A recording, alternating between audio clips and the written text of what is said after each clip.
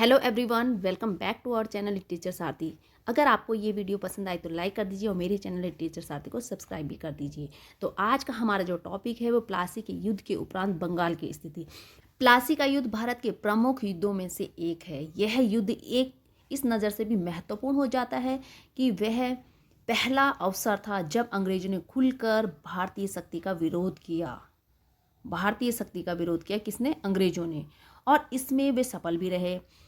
23 जून 1797 को लड़े गए प्लासी के इस युद्ध में सिराजुद्दौला की हार हुई।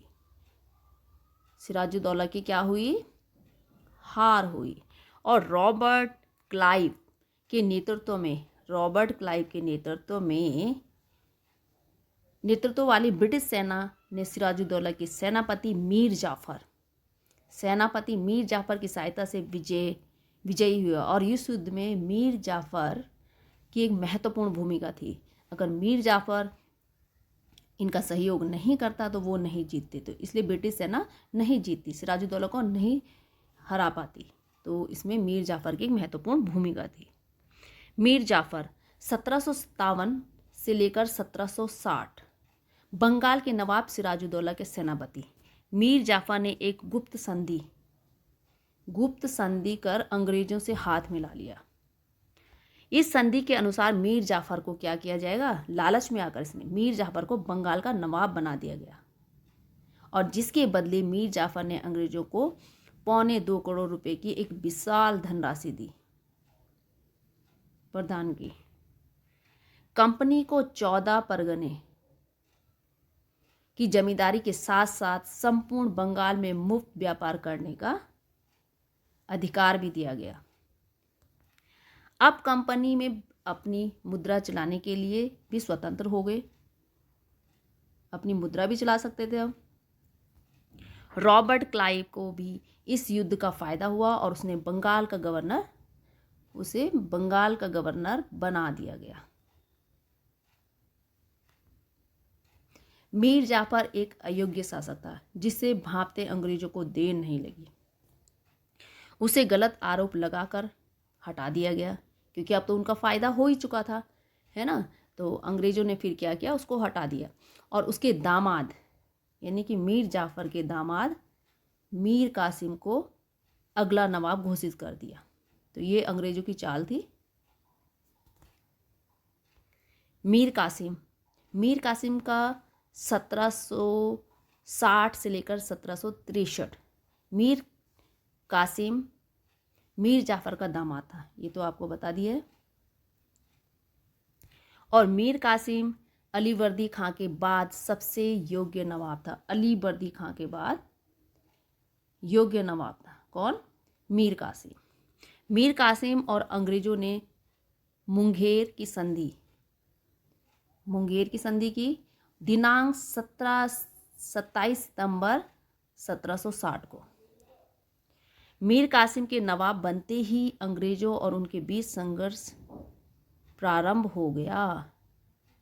दोनों पक्षों के मध्य हुई मुंगेर की संधि से शर्तें स्पष्ट नहीं थी, जिस कारण दोनों में ही अपने अपने अर्थ निकालने शुरू कर दिए और इससे अपनी राजधानी को मुर्शिदाबाद से मुंगेर स्थानांतरित किया।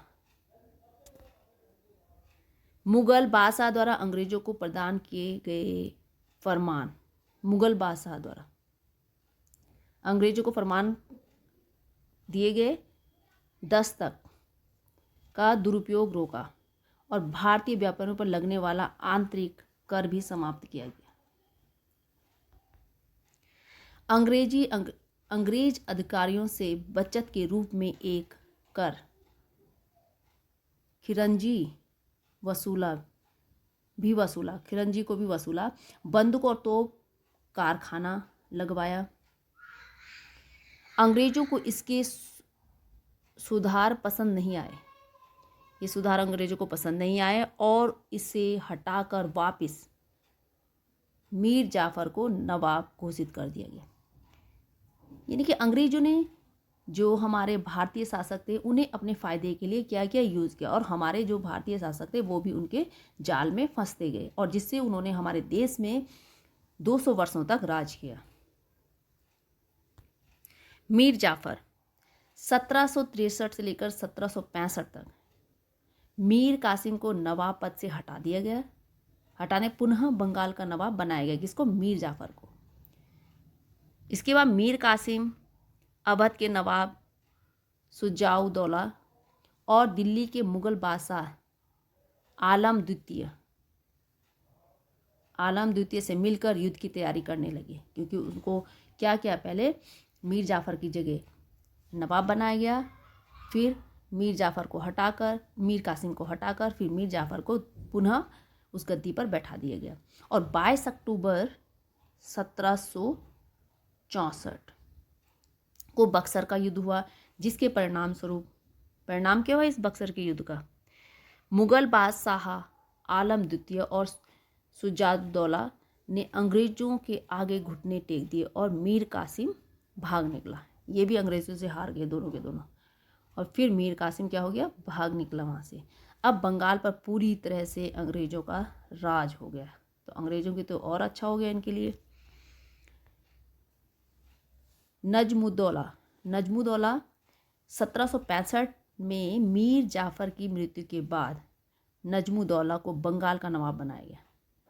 मीर जाफर की मृत्यु हो गई 1765 ईस्वी में, फिर नजमुद्दौला को बंगाल का नवाब बना दिया गया। इसके समय में क्लाइव ने इलाहाबाद की दो अलग अलग संधियाँ करी। वो कौन थी? प्रथम जो संधि थी वो मुगल बादशाह शाह आलम द्वितीय से की। ये संधि 12 अगस्त 1765 को हुई। पहली इलाहाबाद की संधि मुगल बादशाह शाह आलम द्वितीय से की गई और ये 12 अगस्त 1765 को हुई। और इस संधि पर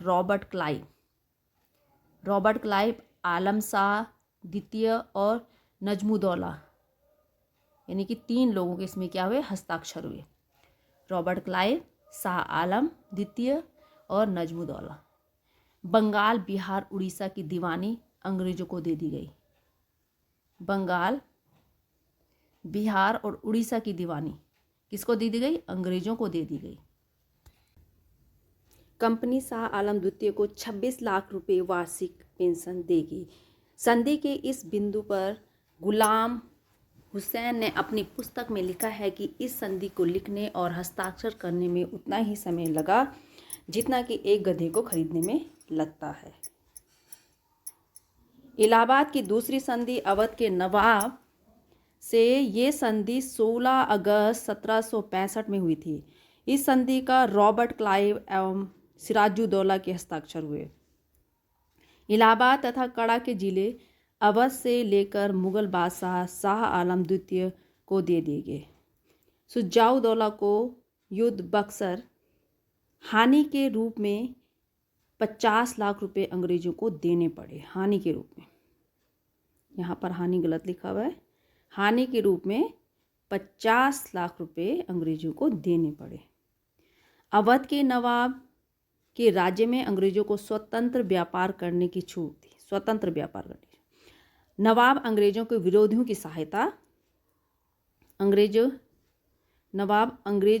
की सहायता नहीं कर सकता और विपत्ति के समय दोनों एक दूसरे के सहयोग करते थे। ब्रिटिश कंपनी को संपूर्ण बंगाल की दीवानी प्राप्त हो चुकी थी। किसको? ब्रिटिश कंपनी को। और इसमें नजमुद्दौला की ओर से 53 लाख रुपए देकर बंगाल में निजायत, कानून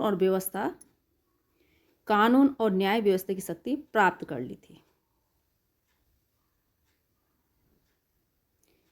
सैफुद्दौला 1766 से लेकर 1775 तक।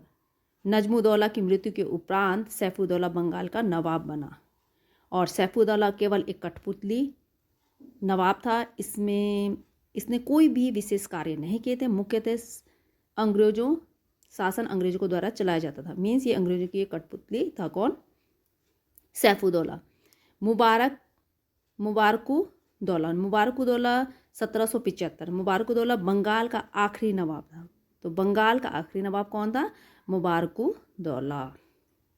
इसके बाद अंग्रेजों ने गवर्नर जनरल की नियुक्ति शुरू कर दी।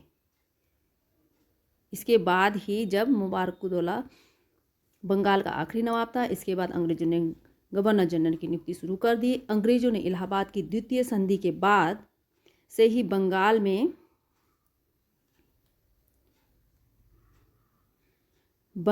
में द्वैत शासन 1765 से लेकर 1772 लागू कर दिया।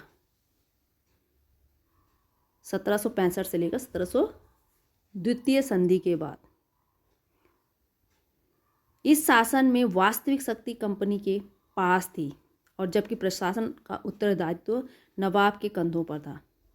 शक्ति तो कंपनी के पास थी और जो प्रशासन का उत्तरदायित्व था वो नवाब के कंधों पर था। द्वैत शासन के अंतर्गत कंपनी के 3 उप दीवान नियुक्त किए गए द्वैत शासन के अंतर्गत। और बंगाल में नियुक्त किया गया मोहम्मद रजा खां, बिहार में सिताब राम और उड़ीसा में राम दुर्लभ। इस तरह से इन्होंने 3 दीवानों की नियुक्ति करी। वारेन हेस्टिंग्स 1772 से लेकर 1774 बंगाल का अगला गवर्नर जनरल बना। गवर्नर जनरल बनते ही उसने द्वैत शासन को समाप्त कर दिया और बंगाल का शासन सीधे अंग्रेजी राज्य के नियंत्रण में कर दिया। इसके साथ ही बंगाल के नवाब के पद को भी क्या कर दिया? पद का भी अंत हो गया। अब शासन भी किसके हाथों में था? अंग्रेजों के हाथों में। तो व्यूअर्स, आई होप आपको ये वीडियो पसंद आई होगी। अगर पसंद आई होगी तो लाइक कर दीजिए और मेरे चैनल लिटरेचर सारथी को सब्सक्राइब भी कर दीजिए और अपने कमेंट करके भी बताइए कि आपको ये वीडियो कैसी लगी। तो मिलते हैं नेक्स्ट वीडियो में नेक्स्ट टॉपिक के साथ। तब तक के लिए take care and bye bye.